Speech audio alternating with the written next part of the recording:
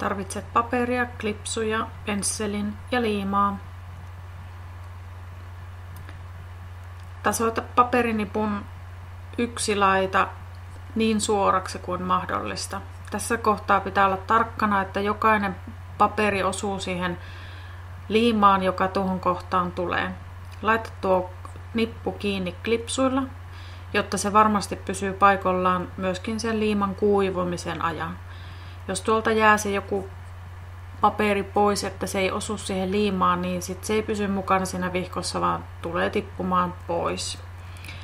Tämä on niin kriittisin vaihe tässä kohtaa. Liimana tässä käytetään semmoista niin sanottua eri kepper-tyyppistä liimaa, joka kuivuttuaan on silleen joustavaa, ei ole kova liima. Sitä laitetaan semmoinen paksuhko kerros silleen, että varmasti toi kohta tuossa peittyy. Ja annetaan sen jälkeen kuivua.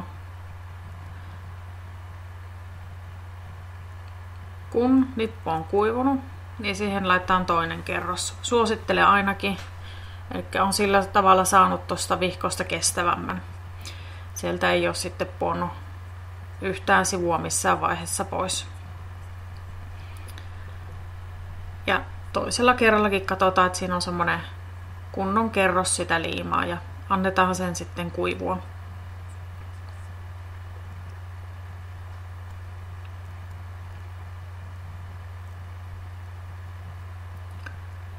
Esimerkkinä minulla on tässä niin koulutöihin liittyvä kalenteri, tehtiin siihen omat päiväykset, mitä siinä työssä tarvittiin. Eli noinkin paksun nipun sillä voi tehdä ja sieltä välistä voi ottaa noita papereita ihan niin kuin repäisemällä, eikä se mihinkään siitä hajoa.